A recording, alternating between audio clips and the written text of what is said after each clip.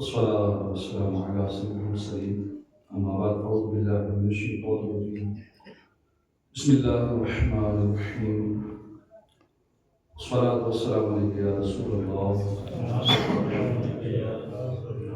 وعلى آلك وأصحابك يا حبيب الله الصلاة والسلام عليك يا نبي الله وعلى آلك وأصحابك يا نبي الله آية سنة الاعتكاف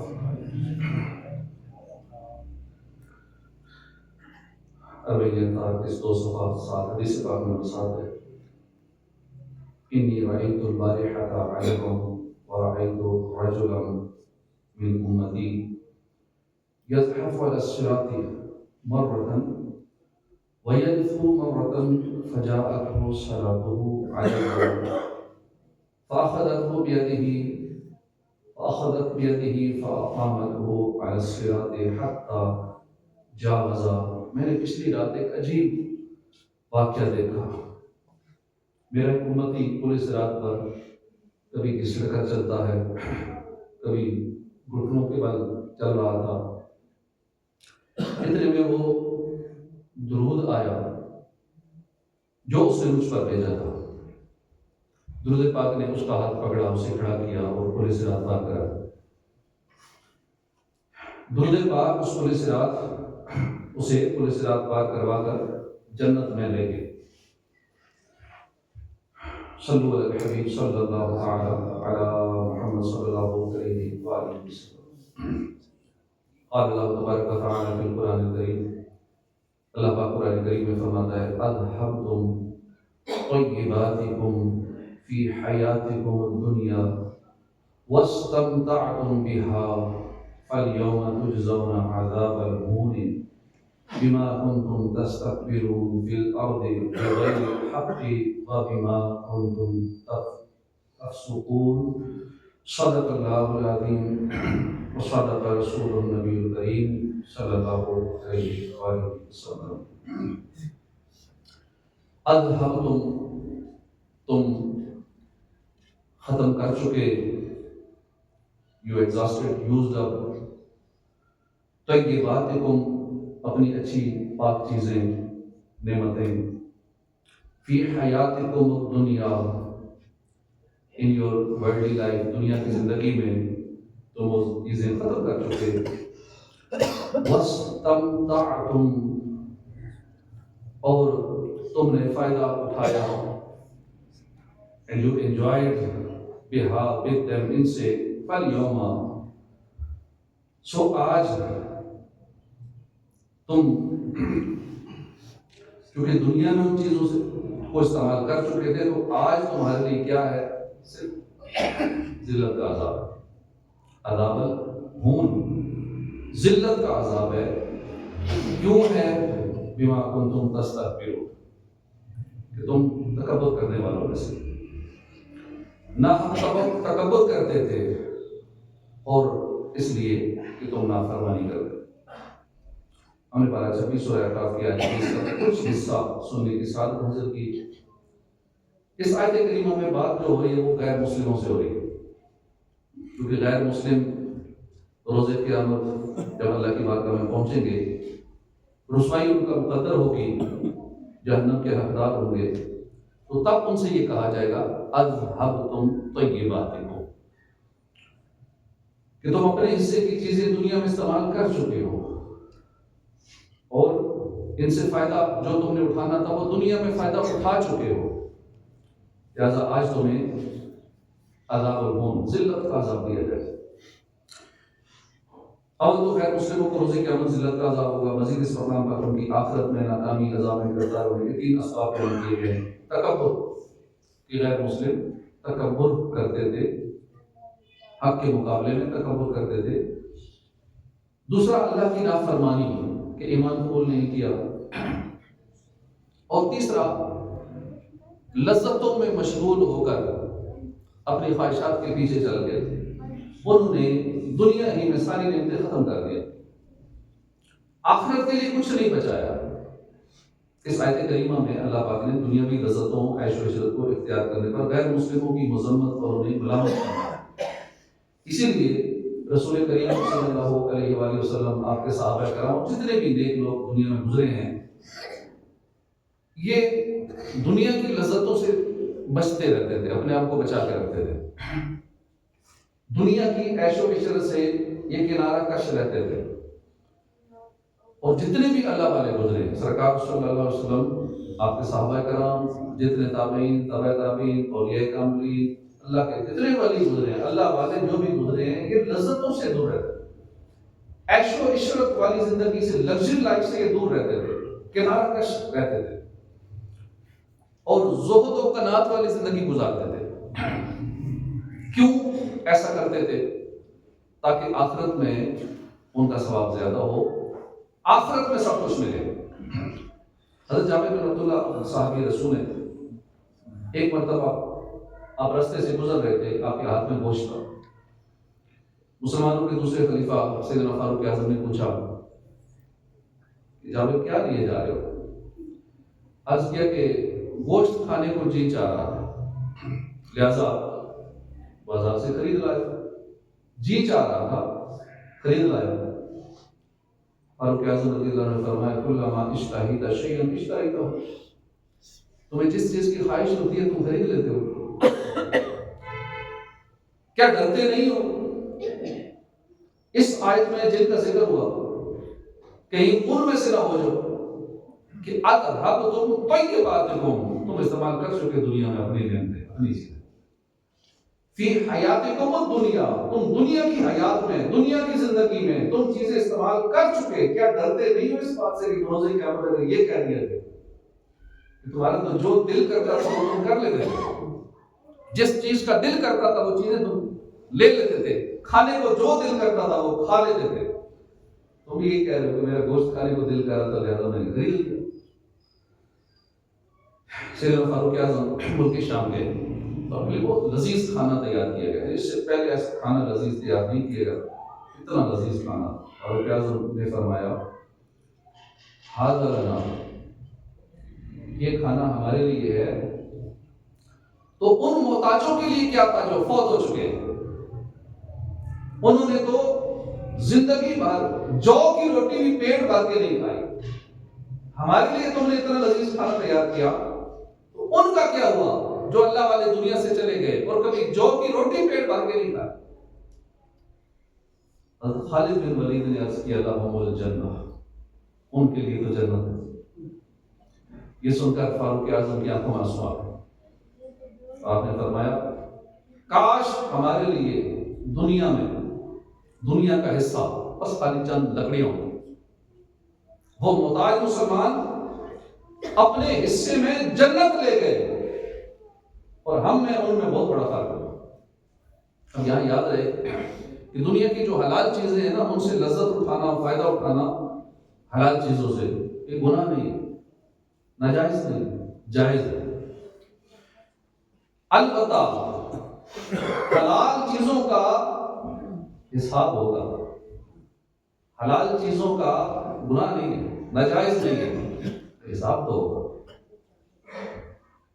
سیدنا علی مرتضیٰ شیر خدا کی خدمت میں سوال ہوا کہ دنیا کے متعلق آپ کیا فرماتے ہیں؟ مولا علی نے فرمایا کہ یہ جو دنیا ہے نا، حلالها حساب و حرامها عذاب، کہ اس کے حرام میں تو سیدھا سیدھا عذاب ہے، اس کے حلال کا حساب ہے۔ اللہ تصور بنی قیامت کا 50,000 سالہ دن، سب اگلے پچھلے حاضر ہوں گے، میزان رکھ دیا جائے گا، سورج گرمی بخش آ رہا ہوگا، تانبے کی دہکتی زمین خوب دہک رہی ہوگی۔ اب اس حالت میں اس تانبے کی دہکتی ہوئی زمین پہ ننگے پاؤں کھڑا کیا جائے گا، کتنا مشکل ہوگا حساب دینا۔ اگر آج ہم حلال ہی صحیح مگر ہم لذتوں کا شکار ہو جائیں، دنیا کی نعمتیں خوب استعمال کریں اور روزے قیامت ان کا حساب دینا پڑے گا، کیا کریں گے پھر اس وقت؟ حضرت حاتم اسم رحمۃ اللہ علیہ، اللہ کے ولی تھے اپنے زمانے میں، تو آپ وہ کسی مالدار شخص نے کھانے کی دعوت کے لیے اصرار کیا. اللہ والے پہلے تو بچتے ہی ہیں ایسی چیزوں سے، پر اس نے بار بار اصرار کیا. آپ نے فرمایا ٹھیک ہے، میری شرائط اگر مان لو تو میں آ جاؤں گا. میری پہلی شرط یہ ہے میں جہاں چاہوں گا بیٹھوں گا. جی منظور ہے. میری دوسری شرط یہ ہے میں جو چاہوں گا کھاؤں گا. میں نے کہا ٹھیک ہے. میری تیسری شرط یہ ہے میں جو کہوں گا وہ تمہیں کرنا پڑے گا. شرائط طے ہو گئی، دعوت کا دن طے ہو گیا، لوگوں کو اطلاع دے دی گئی، متعلقہ ڈیٹ کو لوگ جمع ہو گئے، دعوت کا اہتمام ہے، لوگ جمع ہیں، اللہ کے ولی کا انتظار کر رہے ہیں. حاتم اسم رحمۃ اللہ علیہ آئے، جہاں سب کی جوتیاں پڑی تھی وہاں بیٹھ گئے. یہ طے تھا جہاں چاہوں گا بیٹھوں گا.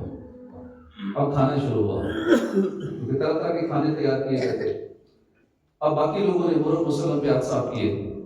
اس اللہ کے ولی نے اپنی جولی میں ہاتھ ڈالا، سوکھی روٹی کا ٹکڑا نکالا، کھانے شروع کر. شرط تھی جو چاہوں گا کھاؤں گا. اب جب کھانے سے سب فارغ ہو چکے، آپ نے فرمایا کہ ایک چولہا لاؤ اور توا لاؤ. چولہے میں آگ جلائی گئی، توا اس کے اوپر رکھوایا گیا. جب سرخ انگارہ بن گیا، آپ نے جوتے اتارے اور اس توے کے اوپر کھڑے ہو.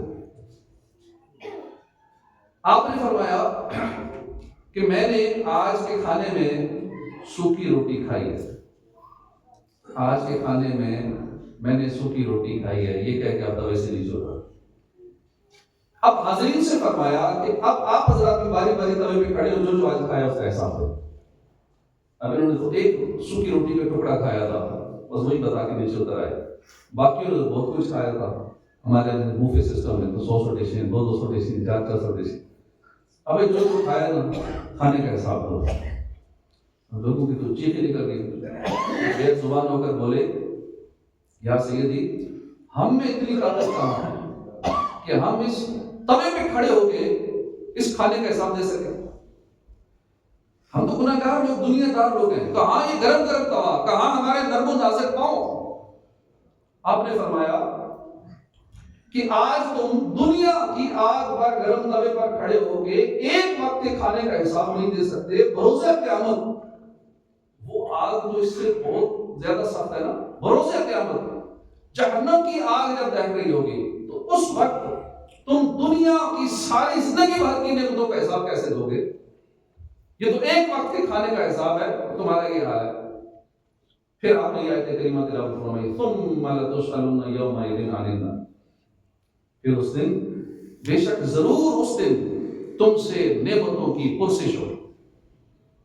جب ہم سب کو پتہ ہے پرسش ہوگی، ہم سے نعمتوں کے بارے میں پوچھا جائے گا، تو پھر حساب دینا پڑے گا. نعمتوں کا حساب دینا پڑے گا. یہ رقت انگیز بیان سن کر لوگوں کی چیخیں نکل گئی. گناہوں سے توبہ توبہ پکارنے لگے.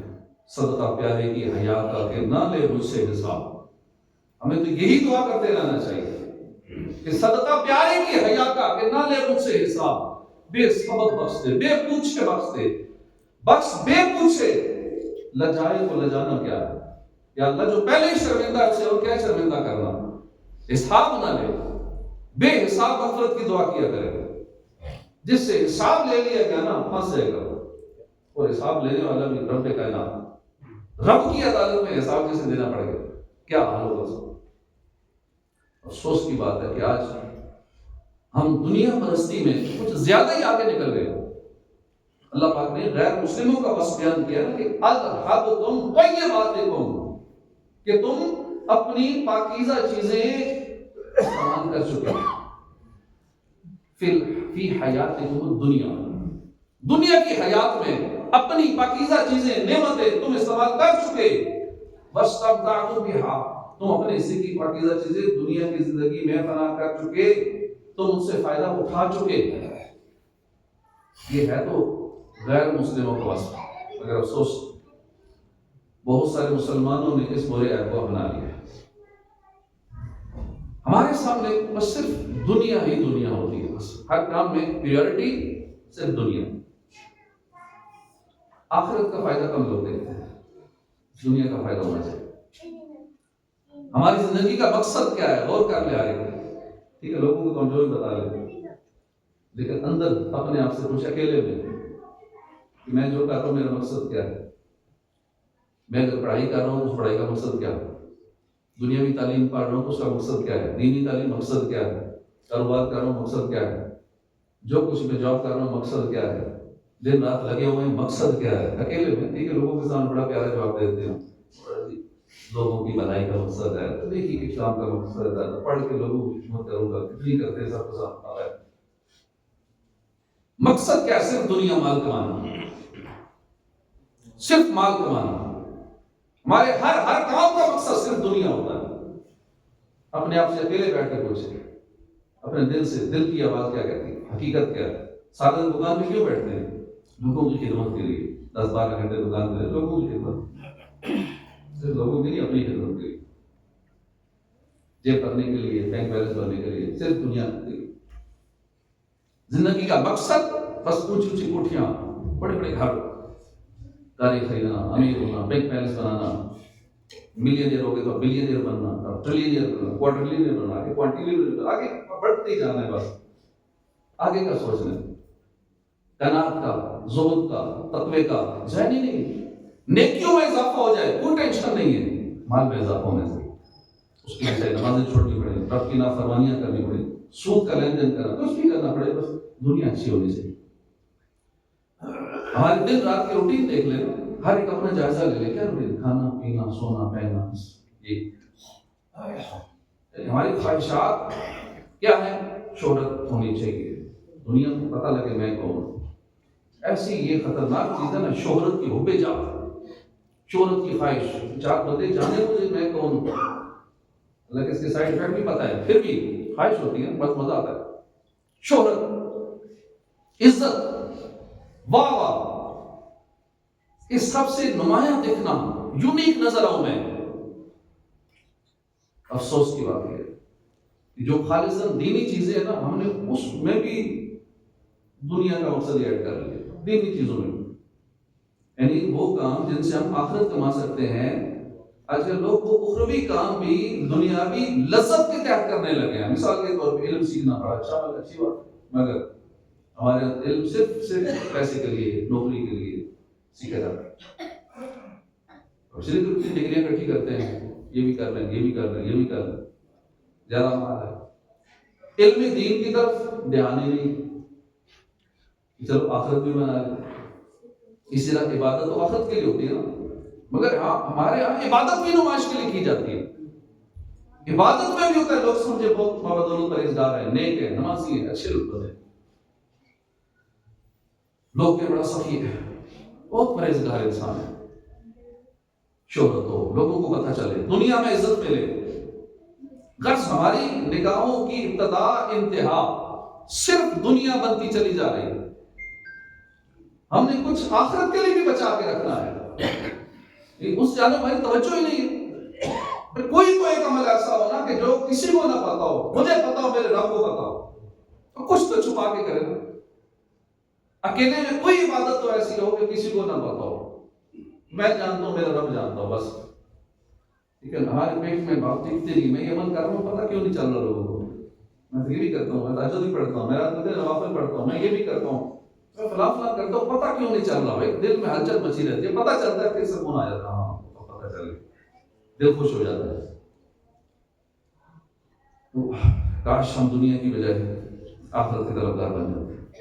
اللہ قرآن کریم میں فرماتا ہے قل أنبئكم بخير من ذلكم للذين اتقوا عند ربهم جنات تجری من تحتها الانہار خالدین فیہا، کیا پھر تم فرماؤ، کیا میں تمہیں ان چیزوں سے بہتر چیز نہ بتاؤں؟ سنو، وہ یہ ہے، وہ پرہیزگاروں کے لیے کیا ہے کہ ان کے رب کے پاس جنتیں، کون سی جنتیں؟ من تجری من تحت الانہار، جنات تجری من تحت الانہار، وہ جنتیں جن کے نیچے نہریں بہتی ہیں، اور ان میں وہ عاجزی نہیں رہیں گے، خالدین فیہا، ہمیشہ رہیں گے اس میں۔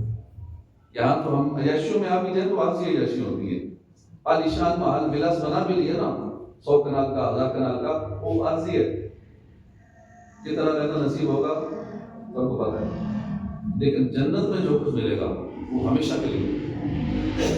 اے محبوب لوگوں سے فرمائیے کہ کیا میں تمہیں دنیاوی سونے چاندی ہیرے جواہرات کاروبار باغات عمدہ سواریاں اور بہترین مکانات سے اچھی چیز، ان سب چیزوں سے عمدہ چیز نہ بتا دوں؟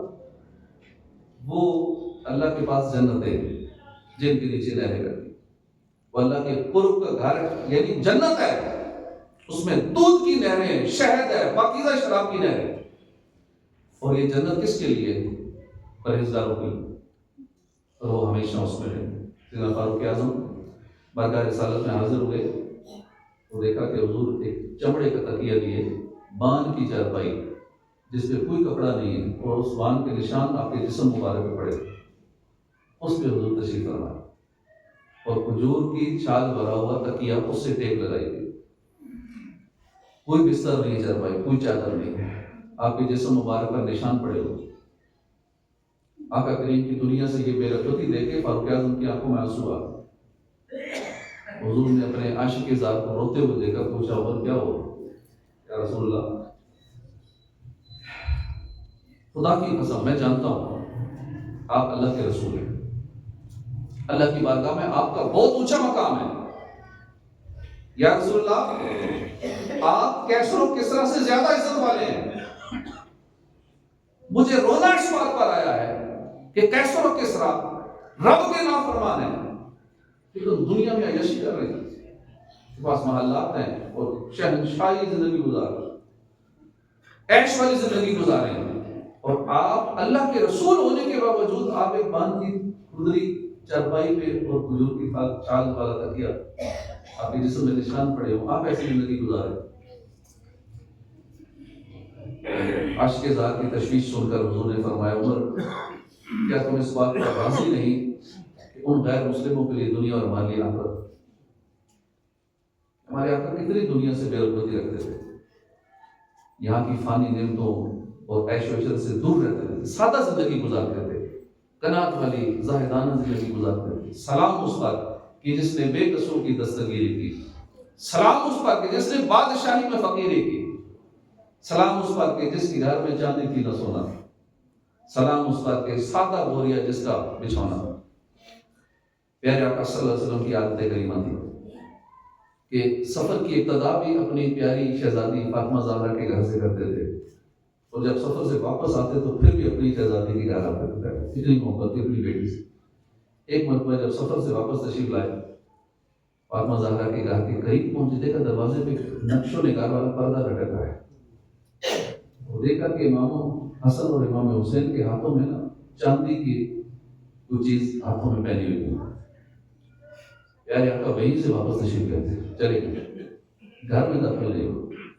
تیرا فاطمہ زہرا نے جب دیکھا تو سمجھ گئی معاملہ یہ ہے، آپ نے پردہ اتار دیا، اور حسنین کریمین کے ہاتھوں سے وہ چاندی کی جو چیز تھی وہ اتار کے حضور کی بارگاہ میں بھجوا دی۔ اب یہ حسنین کریمین بچے تھے، رونا شروع ہو گئے۔ اب ہمیں بھی بچوں سے پیار ہے، لیکن ایسا پیار نہیں جو حضور کو حسنین کریمین سے تھا۔ ان کی تو شان ہوئے اور روئے تو آسمان سے جبریل امین کو بھی گوارا نہیں ہے، وہ بھی آ جاتے تھے کہ بچے کیوں رو رہے، یہ وہ بچے تھے، لیکن یہ روئے۔ بچے روتے ہیں، کوئی چیز ان سے لی جائے تو وہ کنگن جو بھی تھی وہ چاندی کی چیز وہ بھی راہ خدا میں صدقہ کر دی اور وہ اتار دی، اور کیونکہ صحابہ بھی سمجھ جاتے تھے، پیارے کی شہزادی بھی سمجھ جاتی تھی، پیارے آقا چہرے سے ہی سمجھ جاتے تھے کہ کچھ ناراضگی کا اظہار فرما رہے۔ اب میرے آقا نے ایک صحابی کو وہ چاندی عطا فرمائی، حکم دیا کہ اسے بیچ دو اور اس کے بدلے میں فاطمہ کے لیے لکڑی کا بنا ہوا ایک ہار لے۔ بے شک یہ میرے اہل بیت ہیں، مجھے پسند نہیں ہے کہ یہ اپنی نعمتیں دنیا ہی میں استعمال کر لیں، میں چاہتا ہوں ان کو ساری نعمتیں آخرت پر ملیں۔ کیا شان ہے میرے اندر۔ ہمارے یہاں بچوں کو ان کی خواہش پر بچہ روئے نہ، جو چیز مانگے ہم تھمانے کی کوشش کرتے ہیں، موبائل پکڑا دیا اور چیزیں پکڑا دی، بھائی ٹھیک ہے دینا اس دور میں ضروری ہے، تو کیا کریں، سے موبائل گزارا نہیں بھی دیں گے، تھوڑے سے بڑے ہوں گے کہ آپ میں آ جائے گا موبائل، کسی موبائل گزارا نہیں ہے تو ٹھیک ہے، پھر اس کا صحیح استعمال سکھائیں، خوف خدا سکھائیں کہ موبائل سے گناہ نہ کریں. ان کا پیرنٹل کنٹرول اپنے پاس رکھیں کہ بچہ موبائل میں کیا دیکھتا ہے، کون سی ایپ کی ہوئی ہے، کیا کیا دیکھتا ہے، اس کو کنٹرول پہ اپنے پاس رکھیں. گھر میں جتنوں کو موبائل دیے ہوئے ہیں ان ساری فیملی کا کنٹرول سربراہ اپنے ہاتھ میں رکھے، ٹھیک ہے، دے دے اور چیک اینڈ بیلنس رکھے. ان کو خوف خدا ان کے دلوں میں ڈالیں. خوف خدا ہوگا تو بچنے کی صورت بنے گی، ادروائز جتنا بھی نظر رکھ لیں نہیں بچ پائیں گے. یہ ایک الگ سے درندوں کی دنیا ہے جس میں نیا بندہ جاتا ہے ایسا پھنستا ہے کہ بس پھر وہ الگ ہی بات. دوبارہ ہمیں اور اپنی فیملی کا بھی ہمیں ایسا ذہن بنانا ہے کہ آخرت کو ترجیح دی جائے، دنیا کی بجائے آخرت کی فکر کرے. حدیث پاک ہے کہ جس نے اس حالت میں سلوک کی اس کا سب سے بڑا مقصد دنیا ہو تو اس کا اللہ کی رضا اور قربت سے کوئی تعلق نہیں، اور اللہ پاک اس کے دل میں 4 چیزیں پیدا فرما دیتا ہے. جو بندہ اس حال میں صبح کرے کہ اس کا مقصد صرف دنیا ہو تو اس کے ایک تو اللہ کی رضا سے اس کا کوئی تعلق نہیں، دوسرا اس کے دل میں 4 چیزیں اللہ پیدا فرما دیتا ہے. توجہ سے سنیں. پہلی چیز ایسا غم جو کبھی ختم نہ ہو، ایسی مشغولیت جس سے کبھی فراغت نہ ہو، ایسا فقر کہ جس کے بعد خوشحالی نہ ہو، اور ایسی امید کہ جو کبھی پوری نہ ہو. یہ 4 چیزیں پیدا کر دی جاتی ہیں اس بندے کے دل میں کہ جس کی صبح ہی ایسے ہو کہ اس کا مقصد صرف دنیا ہو. اللہ اکبر. آج ہم اپنی حالت پر ذرا غور کر لیں. حدیث پاک میں بیان کی گئی ان 4 افعال کو سامنے رکھ کر ہم اپنا جائزہ لیں. اور یہ 4 افعال بھی گویا کہ ہمارے معاشرے میں گھر کر چکی ہیں. بس ہماری فکر کیا ہے؟ دنیا دنیا دنیا، بس صرف دنیا. پہلی آفت فرمایا کہ ہم لا ينقطع ابدا، ایسا غم جو کبھی ختم نہ ہو. غور کیجیے کون خوش ہے؟ کسی کا باپ بیمار ہے، کسی کا بیٹا بیمار ہے، کبھی گھر میں کوئی اور مریض ہے، کبھی یہ مسئلہ، کبھی وہ مسئلہ، کبھی یہ ٹینشن، کبھی وہ ٹینشن. ایک مسئلہ ختم ہوتا نہیں، اگلا شروع ہو جاتا ہے. ایک اور دریا کا سامنا تھا منیر مجھ کو، میں ایک دریا کے پار اترا تو میں نے دیکھا ایک مسئلہ ختم نہیں ہوتا، ایک نیا مسئلہ کھڑا ہو جاتا ہے. ٹینشن ہی ٹینشن، پریشانی ہی پریشانی. ایسے حالات بنتے چلے جاتے ہیں. گھر گھر پریشانی. یہ الگ بات کو کسی کو دوسرے کو بتاتے نہیں، لیکن اندر کے حالات کس ہر بندے کو الگ الگ ٹینشن، الگ پریشانی. کہیں ایسا تو نہیں کہ ہماری انہیں فکروں کا نتیجہ ہے کہ ہم صرف دنیا کے لیے سوچتے ہیں، کیونکہ فکر دنیا کی کر رہے ہیں. کہیں سزا کے طور پہ تو یہ ایسا نہیں ہے کہ پریشانی ختم نہیں ہوئی تو اور آگے ہوگا. دوسری آفت، جو شخص اس حال میں صبح کرتا ہے کہ اس کا سب سے بڑا مقصد دنیا ہوتا ہے، اس پر دوسری آفت یہ ڈالی جاتی ہے کہ وہ ایسی مشغولیت میں پھنس جاتا ہے کہ جس کے بعد فراغت نہیں. یعنی بندہ اتنا بزی ہو جائے گا، اتنا مصروف ہو جائے گا کہ اسے ٹائم مانگو کہ وقت ہی نہیں میرے پاس، میں بہت بزی ہوں، بہت مصروف ہوں. عجیب حالت، کام میں ختم ہونے کا نام ہی لیتے، مصروفیات کم ہی نہیں ہو رہی. ذرا بیٹھ کے جائزہ تو لیں کہ ایسا کیوں ہے، ہم کیوں اتنے مصروف ہو گئے ہیں. حالانکہ اب جیسے جیسے ٹیکنالوجی کا دور آتا جا رہا ہے ہمارے کام تو آسان ہو رہے ہیں. ٹریولنگ آسان ہو گئی، باقی کام آسان ہو گئے، ہر کام آٹومیٹ ہو گیا، آٹومیشن آ گئی، ہر چیز کے اندر آ گئی. تو پھر ہم مصروف کیوں ہو رہے ہیں؟ اب تو بندے فارغ ہوتے جا رہے ہیں، ہر کام تو یہ چیزیں سنبھال رہی ہیں، اے آئی نے سنبھال لیا. 9 کروڑ جاب تو یہ ختم کر رہی دنیا میں، کام آٹومیشن پہ آ رہے ہیں، بندوں کے کام ختم ہو رہے ہیں. تو ہم کیوں مصروف ہو رہے ہیں؟ یہ ہماری سزا تو نہیں ہے کہ جو ہم نے اپنا مقصد دنیا بنا لیا، ہم اس سزا کے طور پہ تو نہیں جن مصروفیات میں پھنسا دیے گئے. غور کرنا چاہیے.